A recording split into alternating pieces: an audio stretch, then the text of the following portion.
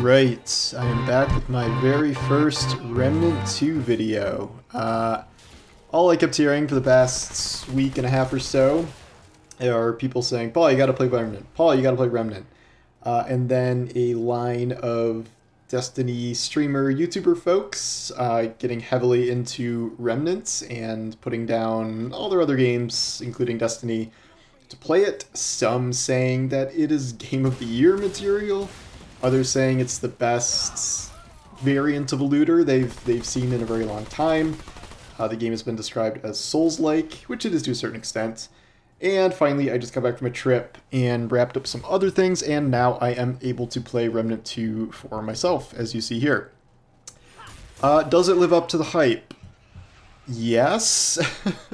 I would definitely say yes, even though these are still early days for me. I saw Glad say that he had put 120 hours into it so far. There was like an early release period, so he's not like time traveling. And saying he still found new secrets and bosses and things he'd never seen before. I am a day and a half into it now, and I get it. I get what people are saying. I understand why it's so engaging, and it does feel like I'm just sort of scratching the surface here. But it is something that I am certainly willing to put down everything else to continue to play it indefinitely. I don't know when I might run into a time where, okay, I'm done. Like, I know you can roll credits and stuff, but this does seem like there is a lot to explore even after the fact. I did not play Remnant 1. I barely even know what Remnant 1 is. Like, you can say that's a shame or whatever, but I can't keep track of every game. I didn't really hear much about it at the time. People are saying now it was good, which is great, and that it was a predecessor to Outriders in a lot of ways. And that makes sense, because the first thing I thought of when I played Remnant for a little bit was that it reminded me of Outriders. That is at least in terms of kind of how it feels to play as a third-person shooter.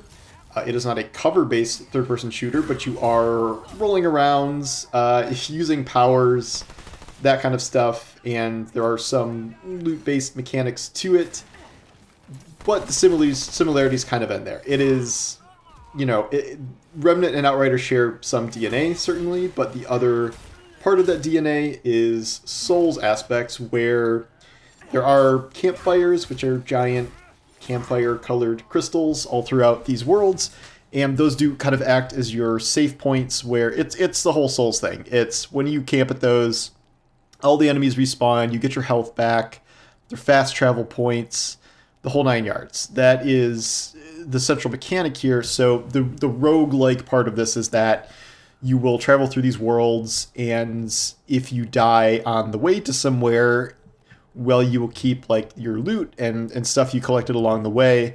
You will have to go all the way back to your last campfire crystal and then go through again.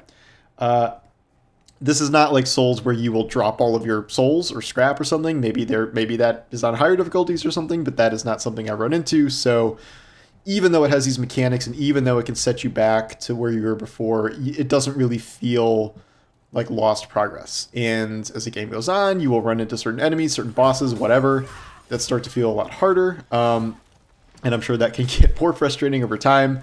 I recently spent, I don't know, let's say 20 deaths or so trying to kill a giant cube, a series of cubes in a labyrinth, which is I think it's a main story quest. One of the most creative boss fights I've seen in a very long time. Another one was a bunch of floating Zerg overlords, and there was like one little burrowing, glowing guy who would occupy them, and you'd have to kill the overlords and get him out, and then you could only do DPS if you were shooting this little tiny thing. It's a lot of creativity. Like, that is the main thing I'm noticing here, is in terms of enemy depth and creativity. Your personal build is pretty straightforward. You have a long gun, you have a pistol. Long gun can be a sniper, a shotgun, machine gun, whatever. Pistols are SMGs, pistols, and then you get to some wackier stuff like I just bought a cube gun, shoots cubes at people. Very, very cool. You have some intrinsic powers based on your class. I'm a challenger who I do a lot of tank things. You can do a little ground stomp that, actually, it's kind of a big ground stomp that kills minor enemies and damages major enemies. You have intrinsic traits that help you with your style of play. And I think there's some way to switch classes later. I don't really know how to do that. But there are a number of classes you can pick from the start, and then a number of hidden classes that are unlocked through other means, which the only one I know is the data mined one, that they use data mining as a purposeful way to reveal the steps to unlock this class. And that is the other part of this, where this game was built with just an astonishing amount of secrets. I don't think anyone has even found them all. I saw a tweet from Remnant that said no one has found everything in the game, or everything in the game has not yet been found. And like, I don't mean secrets in the sense of like, okay, if you go around this corner instead of going straight, you'll find an item or a chest, or oh, if you go down this path, there's a secret dungeon or something that is like an optional. I'm talking like truly insane stuff here. Like, I'm just early on here, but there's one thing where you're given like a flashlight lantern to like light up dark places. If you inspect it and look at the bottom of it, there is a secret code to a safe that is in the main hub area, which will give you a key, which will lead you down the series of cargo containers and into a secret room, and that will unlock the SMG I am currently using in this video.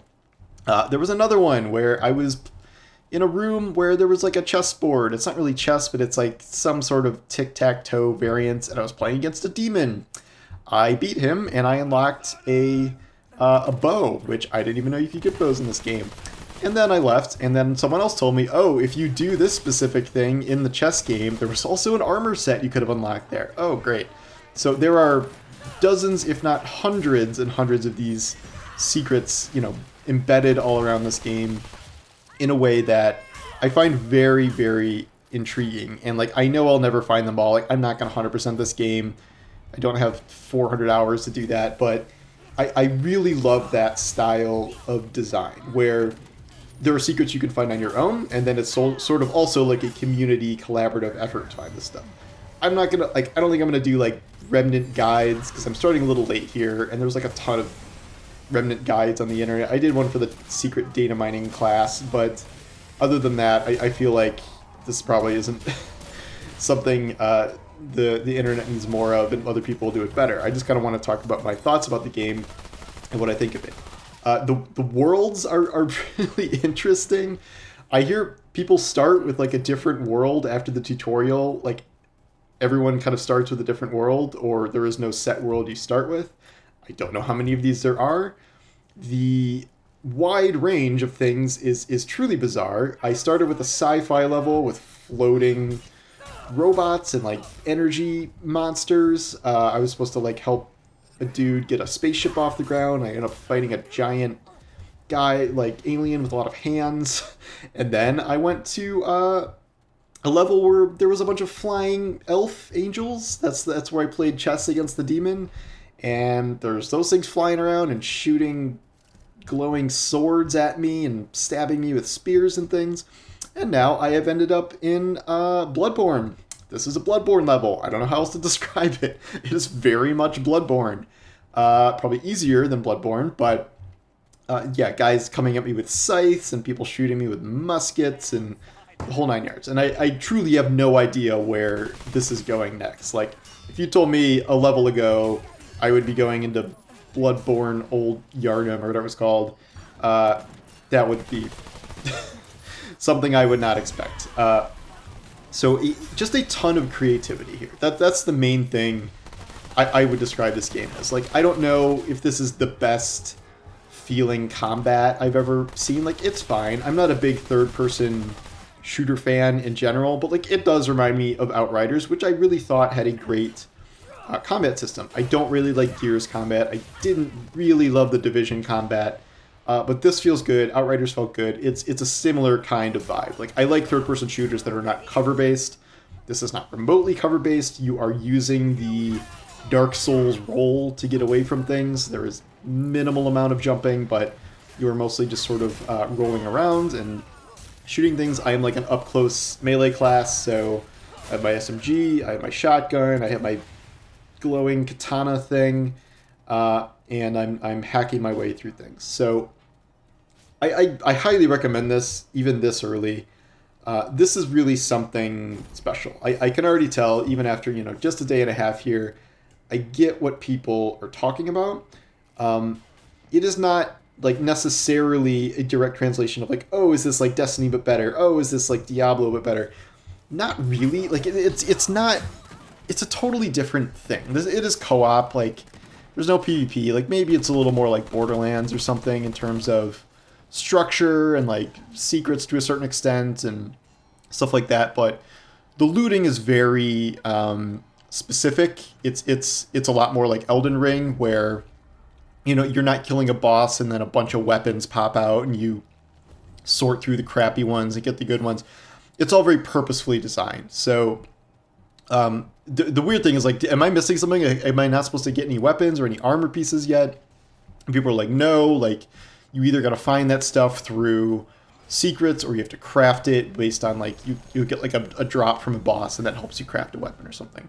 But it's not like, well, you can modify the weapons. It's not like, oh, I got this SMG from the secret quest and I got to find another better SMG out in the wild. It's like, no, you get your guns, you upgrade them, and it's a pretty set arsenal. Though as I progress, I'm sure it's going to get pretty extensive over time. I'm just very impressed with what I've seen so far here. We'll see as I get further if we are talking, Game of the Year material in a year which has included just an astonishing amount of fantastic games here. But this is already a surprise hit. Gearbox just announced, Gearbox is the publisher, Gunfire Games is the developer. They just announced that the game sold 1 million copies in 4 days for Remnant 2, a sequel to a game that may have been good but was not crazily popular. That is extremely good. I think they're really relishing their hugely positive word of mouth. Reviews were fine. I think I got like an 80 on Metacritic or something, which is certainly good. Nothing crazy, but I think if you're someone who skews toward the type of games I play, looter shooters, like I really enjoyed Elden Ring personally. I'm not normally a Souls guy, but Elden Ring kind of bridged that gap for me. Like I played Bloodborne, I beat that, but not normally my thing. But this is sort of a neat blend of that. And you could say it's Dark Souls, but a shooter, or like a looter, but it's has similarities in terms of its roguelike, set you back type things and enemy respawning and whatever, but it is definitely its own thing.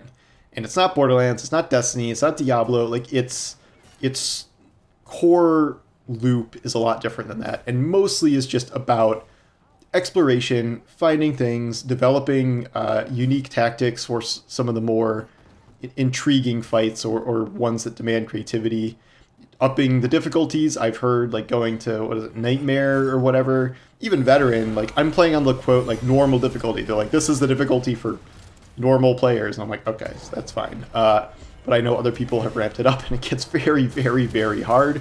It has a hardcore mode, which I guess is like some of these other games. But man, I'm very curious how the hardcore people do with that cube boss, because boy, that was a lot of dying. Yeah, so I will revisit this in probably a couple of days here as I put more time into it. I am leaving again in about a week or so to go on a different trip where I will not have the ability to play this for a little while. Well, I wonder if this runs on my laptop. I think it might. So TBD. Maybe I'll keep playing it on this trip, much to the dismay of my wife, I'm sure. But yeah, so very cool stuff here. This was not on my radar. Moxie, my Borderlands-based friend, he's like, "Hey, you gonna play Remnant 2 at all?" And I'm like, "Nah." That was like a couple weeks ago, and now I'm like, "Yeah, okay, actually, probably gonna put 100 hours into this." So, anyway, I do suggest you give it a shot if you like this. If you like Souls games, if you like looter-ish games, I think it's going to be up your alley, like it is up my alley. So, anyway, thanks for watching, and I will talk to you soon. Take care.